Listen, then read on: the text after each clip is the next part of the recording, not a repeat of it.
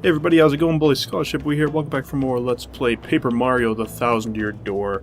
If you weren't here last time, we did some adventuring in the jungle. We actually were able to retrieve Admiral Bobbery, and now we are back in the little outpost kind of place over here. But we're going to head into the jungle now, and we're going to see if we can find the entrance to Pirate's Grotto. So, let's head on in.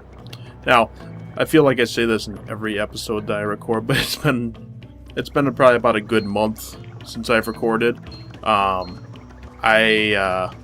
crap, here we go. I kind of have gone through a transition of moving to an apartment for the summer because I'm interning. I talked about this in the previous episode, but I'm interning in a town about 2.5 hours away from my hometown. So, there was time spent, oh frick. Well, whatever, we'll just do one fight. There was time spent packing and kind of doing stuff and transitioning and just getting used to my job, so I haven't really made recording a huge priority. However, I have done my best to keep up with at least releasing episodes. I've moved that over to Wednesdays now instead of Tuesdays, just because, the middle of the week makes more sense to me, at least. I don't know about you guys, but I definitely prefer that. So, ooh, excellent. That Zap Tap really comes in handy, even though it's just a lucky start thing for this battle. But, yeah, so now I've kind of been at this job for about a month or so, it's been fantastic. I talked about it a bit in my, kind of my real life episode, my 250th video where I just, oh frick, wrong attack, well, whatever. Man, I'm wasting FP like a boss here. But, yeah, I just kind of adjusting to it and getting used to that sort of stuff, a new job. It's actually a real job, it's not retail, finally. So, there's just been a lot that I've been doing, and there's a lot of family in this area, so I've been visiting them a lot, which has been great. It's so much fun to see them, because I love visiting with family members up here. It's an important thing to me, so, that's kind of been taking up more of my time than recording has. But I've caught up with editing, so all episodes of Paper Mario that I've so far recorded have been edited, so that's really great.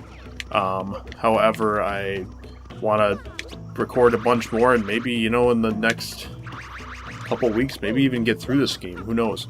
We'll see how much I can do, but on the weekends especially, and just at night, even if I could just do one episode a night or something like that, or two, that'd be great. I could fly through the rest of this game and get on to a new game, because it'll be fun to do something new once we're done with this one. So, and I'm still kind of deciding what I want to do. I have a pretty good idea, but I'm not 100% yet on it. So, we'll see about that. But anyway, as we make our way over here, there is some interesting stuff that we can find. Now what is all this? A dead end? Taunting Flavio with its dead-endness. Is this... I think this is the Skull Rock Bobbery blabbered about. Well, it positively reeks of ancient secrets, yes? Let's plunge into this puzzle. And he walks away. Gosh, what a clown. But actually, Flavio does give us some interesting advice. Skull Captain casts his gaze. Red Jewel shines and plays. Boom of the festival. The Stash Brothers, best of friends. 3 times red. 4 times blue. That's the important stuff. We're just going to skip the rest. So what we're going to do is... There's a space that you can put sign. Hey Gonzalez, doesn't Flavio have a gem that might fit in that eye hole? Well, he sure does. Why don't you give us that, pal? Blah, blah, blah. Don't care about your song. But do you know, I've never been able to know what that song's meaning. What is it you ask of me? You want Flavio to lend you sign. Is this correct? It sure is. Now, what could I possibly have that you would need with such anxiousness? Chicola. Now, we'll take the skull gem, please. You really, really need it? Is this the heirloom of House Flavio, House Flavio. That should be a thing in Game of Thrones. That would be pretty great. But anyway, let's slap that in, and it said... Oh. I did not know that ever could happen if you did it wrong. Maybe, I guess you have to do red first. I never knew that. That's hilarious. Oh my gosh, that's funny. Okay, what have I got? Thunder Rage. Here's what we'll do. Actually, Earthquake. No, let's do it this way. We're gonna do We're gonna Earth Tremor them with Mario, and then we'll just use Thunder Rage with Yoshi. Or actually, I could just have Yoshi switch to Koops, too. I probably should have done that. I won't have to waste the item this early, but whatever. So yeah, it's been really great so far. It's an engineering internship. Just learning about the industry and learning what, you know, how stuff works and how stuff is done is just so cool. It's kind of eye-opening how much stuff you do in school that has nothing to do with what your job will be. Which I kind of had a feeling going into it to begin with. You know, from other people telling me, like, yeah, you really don't use the majority of the stuff you learn. You might use, you know, stuff from 1 or 2 classes, but it's not a pile. Which doesn't really surprise me, you know.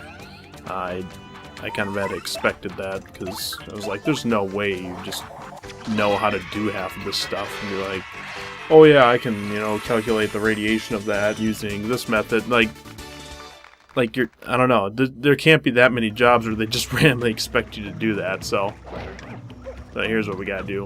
1, 2, 3 times red.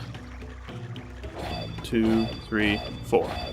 I did not know that you had to do red and then blue. I mean, the red comes first in the song, so that makes sense, but I never knew that. Good to know, though. You learn stuff every day when you're doing a Let's Play, I tell you. It sounds ridiculous, but no matter how well you know a game, you always learn new stuff. So let's throw this guy right in there.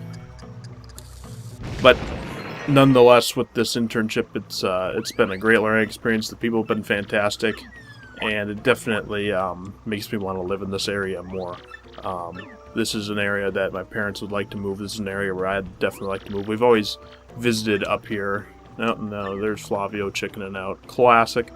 This is always an area that we've enjoyed visiting, but we've never been up here, you know, for an extended period of time. But this is where my mom grew up, so that makes sense why she'd want to come back here. My dad loves it up here too. It's fishing heaven, and I just like the small town feel. I don't like the city at all. Month, star, day. Oh, music note. Scoffing at danger, my brave explorers entered the cave. Will they actually find the Pirate King's treasure? I tremble with anticipation. Pirate's Grotto. This is a pretty cool area. A lot of interesting things in here. Ooh. Very similar to Chapter 5 in the first game, where there's the piranha plant kind of trying to scare you away. So, you know, as I play through this game, I am really noticing a lot of similarities between the two. And here's an interesting enemy. It's another flame, but let's see what kind of HP these guys got. I'm not sure. I have to look at my badges because it's been a month since I recorded, so I don't even know what my setup really is right now. Alright, I will take free HP, thank you very much. Oh, I see, you can't hit him with Quake. Okay. Actually, I think at this point, Cooper is probably, or Koops, excuse me, not Cooper. Koops is probably the best suited partner in here. Bobbery, he'll get burned. Butts, no. Yeah, we're going to switch to Cooper for now. Oh, poor Tang, he's getting wrecked. Alright, here's what we're going to do for him. Actually, no, we're not. We'll have to do it out of battle or whatever, because I was going to say we got to use an item or do something on him. Okay. That was a pretty decent experience, actually. But yeah, this is definitely an area I want to live, and I've made some really cool discoveries as of late regarding this town, because the one thing... Ooh, Shine Sprite. The one thing... Excellent. That I kind of wasn't looking forward to in this town is that there's not much for game stores, because I do enjoy hunting for retro video games. I'm really not a big modern game person. I buy a few games here and there for the current consoles. I just have an Xbox One and a Wii U, but just a few. You know, it's just not a big thing for me. I've kind of been more and more disappointed with modern games as just the direction they've gone. You know, everything being so expensive, everything being DLC this, DLC that. It's not as fun. And I just have a better time playing old school games. So, I kind of have turned most of my money is towards retro games. A few new stuff. You know, Nintendo, they still do fantastic stuff, especially on the handhelds. The 3DS great system, so many good titles, and some coming out for it. New ones coming out being Dragon Quest 7 and 8, and the new Pokemon games even. I'm excited for those. So, Nintendo is still pleasing me with some of their stuff. The Xbox One, like I said, it's a pretty good system, but modern games just... There's only a few of them that I'm really that interested in. A lot of them just are so disappointing. I feel like microtransactions and all that junk have just kind of taken over the thing, and it's like you can't get a complete game for the, you know, full retail price anymore. Everything's got extra crap that is just locked out. It's not stuff that they came up with later. That's BS. Anyone who tells you that, that's garbage. Don't believe them, because that's just not the way it works. Whatever a company might say, oh yeah, we came out with this, you know, these extra skins later on and we weren't able to put them in, or, you know, that's BS to the max. Don't believe any of that. So that's why I'm kind of just not impressed with it. There's a few great games, you know, here and there that come out that I absolutely am excited about. On Xbox One or PS4, you can get well, you can get one of these on PS4. But for Xbox One, Forza Horizon 3, I'm excited for that. And yes, there's DLC in that, which I don't care for. I'm not gonna buy it. I don't really like paying extra money for cars or, you know, that sort of deal. So I'm just getting the standard edition, getting 20% off on Amazon, and that was that. I was originally gonna go for it, get the season pass or the car pass or whatever they call it on there, but I was like, you know what, forget it, not worth it. So I just don't see any purpose. Let's see here. I don't really want to use 6 FP on them. Screw it, we'll just take the hit. So yeah, I just kind of forgot it. You know, I had that pre-ordered. It was extra $40, and I was like, you know what, that's not worth it. And there's a lot of stuff coming out around the same time, which is kind of unfortunate for the paycheck, but it's the way it goes. I'll have some money set aside to pay for those, you know, when that comes around. If I don't have a pile, I'll have to... Oh, shoot. Gosh dang it. I'll have to set aside some cash or something like that when those come out, because that's coming out. Dragon Quest 8 is out at a very similar time.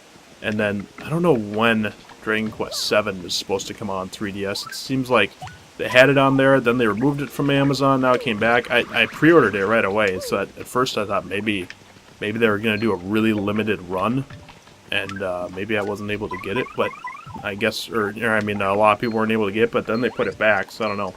Let's see what this guy's like.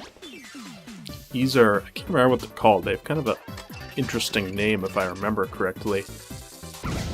Alright, 3 damage, and they get mad. Ouch. Ouch. Well, I guess we won't know what they're called. Whatever.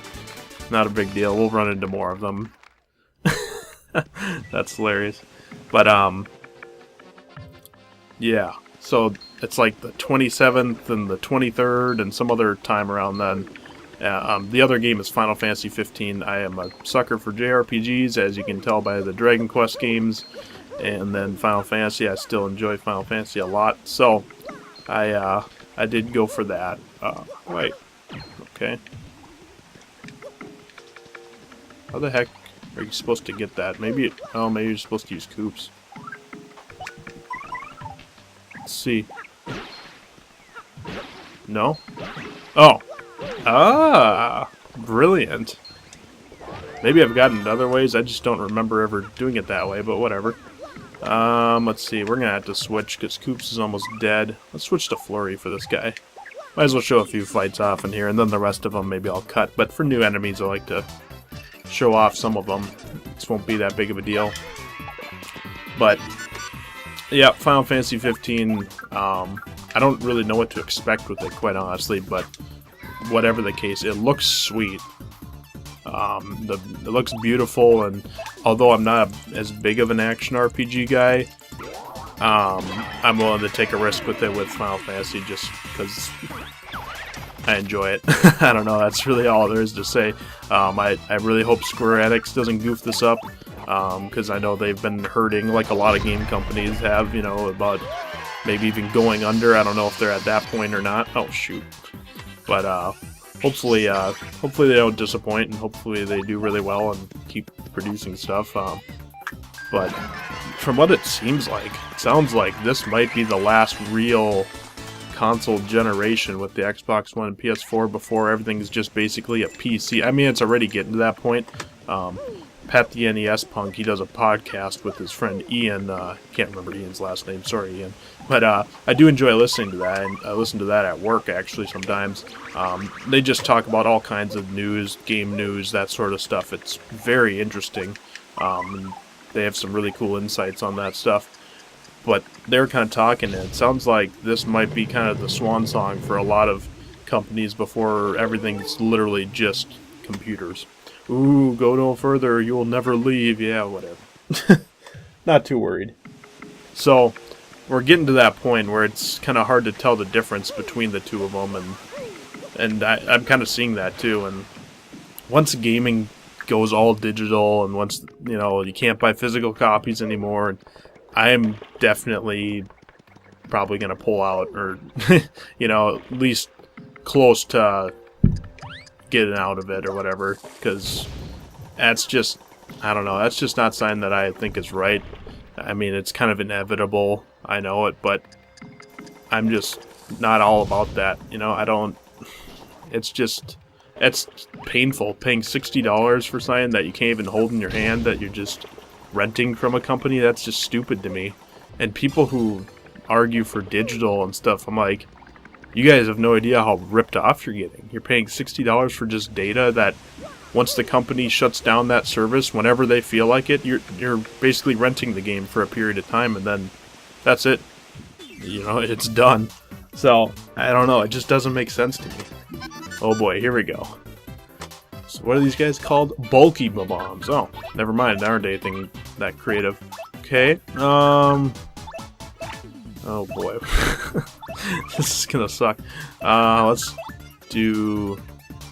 You know what, screw it. I'm just gonna do Earth Tremor. I'm gonna play it safe here. Assuming I don't goof it up or whatever, then I think I'll hit 6 damage and kill them all. But yeah, gaming has just kind of gone downhill for me. It's big, but it's... The more... I don't know. The more modern things have gotten, I feel like there's just more fluff in games and less actually creative or, you know, fun content. Everything costs extra, everything's, you know, buy the DLC, buy the pass, buy this crap. And I just feel like developers have gotten so lazy, even with releasing things. I was watching probably my favorite YouTube channel of all time, Captain 8-Bit, which the Game Chasers. They make some of the best stuff. I love their content. So funny, just so much fun to just relax and watch that. That's probably my favorite YouTube series. But it's just, oh, it's so painful that, you know, they were talking about how lazy developers have gotten, where it's just, well, put the game out, you know, whatever, you know, we'll fix it later, and or, you know, we'll just sell them this or whatever. And that's so true what it's kind of become lately. It's just, I don't know. I'm just not impressed with how, I guess, just how little content you get for your buck, and how much is extra, and how much stuff has been, we'll patch it later, and you get a poor product out. And that's why, like Jay from the Game Chaser says, why he respects Rockstar so much, because they're actually a company that delays games. And I will be the first to admit, Rockstar, they make good stuff. Their games aren't perfect, but they sure as heck give you, you know, a lot of stuff to do, and it's actually usually good. It's a lot less filler, it always feels like. Obviously, if you're not into the big open world style games, then, you know, that might not be your thing. But they knock it out of the park, I feel like, with most of their titles they put out. Can't say I'm the biggest Grand Theft Auto fan or whatever, but I sure as heck was more impressed with that than, you know, the 80 military shooters that come out every Battlefield game or garbage like that. You know, it's just, obviously it's different genres. We're kind of comparing apples and oranges, but I'm impressed that they are willing to delay science, that they give you a good product. And you don't really hear that much stuff about game-breaking glitches or horrible things with their titles, and I've never had issues with them, which that says a lot, especially nowadays. It's just not the same. You know, back in the day when you released it on a cartridge or even a CD, the only time where you could fix a big glitch would be in the Greatest Hits edition. You know, sometimes they'd change it, you know, they'd tweak a few things here and there, but that was it. Otherwise, you get one try, and, you know, if you goof it up, you have bad reputation. If you if you do well, then you have a chance to make more and make more money and grow. And nowadays, that's not a problem anymore, with everything having fixes, everything having not DLC, but patches and downloads and updates and all that. It's weird. My friend, he bought a new controller lately, just not too long ago, and there was an update for the controller software. And I mean, I shouldn't be surprised, but I was just like, what? Who would have thought that? You know, who would have thought that back in the day we're playing Super Nintendo, N64, whatever, that we'd have to update our controllers? Like, that's just so weird to me. I don't know. Maybe a lot of people, I mean, nowadays, today's kids, they'd be like, oh, well, you know, everything has updates, you know, they're used to that. But back in the day, it was just like, what? No, either controller worked or it didn't. You know, you didn't patch it or do that stuff. So I thought that was kind of funny how that has become a thing. And gaming's always been expensive, but usually when you bought your game, you were expected the full package, and if they wanted to release something more, they would release a sequel. And it better be a good one, otherwise, you know, people would hear about it. Obviously, you didn't have the internet to read up on stuff as much, but word went around, and people would, you know, at least some stuff, information would travel about good games and bad, and which companies are good. You know, LJN and some of those ones that made not so good games, people knew about it eventually. But yeah, nowadays it doesn't seem like any developer besides a few really seems to care that much. I was very impressed with The Witcher 3 when that came out. I guess we gotta use Bobbery. Maybe the main character we got in this chapter.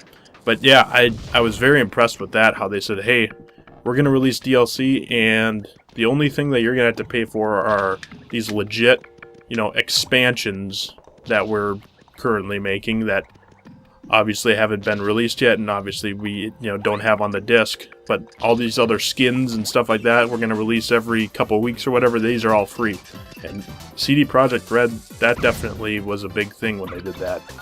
Because EA, you know, any company, EA, Activision, whatever, would be like, no, we're going to charge them for that. You know, we'll charge them up the butt for that. But that really stood out to me. I was very impressed by that. So kudos to them for delivering a good product, and that's a great game. That's, like I said, that's a modern game that stood out to me. You know, you can buy every new Call of Duty game, you can buy all that garbage, but you're not going to get bang for your buck with that. It's just not the same anymore. I remember when the original Call of Duty was out, that game was fun. And I can't remember, but it must have had at least 20 plus good length campaign missions, and man, it was interesting. It was World War II, you know, it was sweet.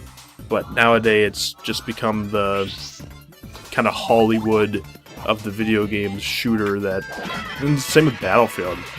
I mean, yeah, the new Battlefield, cool, it's set in World War I, whatever, I mean, that's cool, but you can guarantee that there's going to be a bunch of DLC like every other EA game, so I'm not really too interested in it. I just don't really care for modern first-person shooters.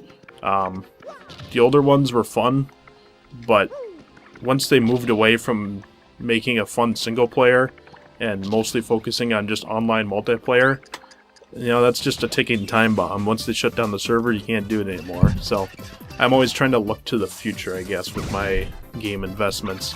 And if I buy an online-only game, it's going to be a cheap one. You know, it's going to be on major sale or some deal like that, because otherwise it just doesn't make sense to me. You know, invest, like buying Titanfall brand new.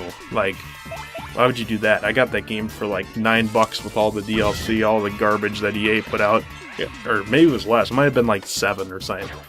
That's where it's like, yeah, okay, I'll try it for that much, but why would you ever pay, you know, the full price, $60 for that? That's just bogus. It doesn't make sense to me.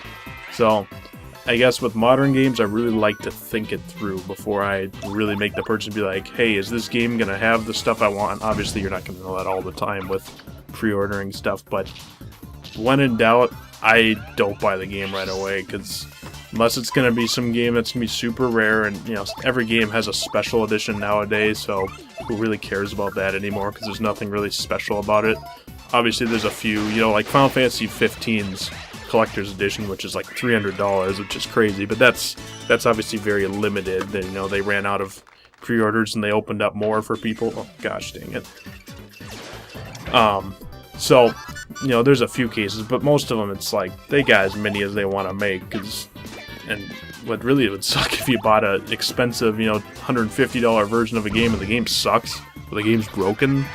Man, you bought a $150 paperweight for the time, you know, so I just like to think things through a lot before I buy a brand new game. Otherwise, when in doubt, I go with retro. Retro is just more fun in most cases, and I just prefer it. Let's skip this guy, because, well, how are we doing for experience? Yeah, I'm just going to cut this fight until I kill him.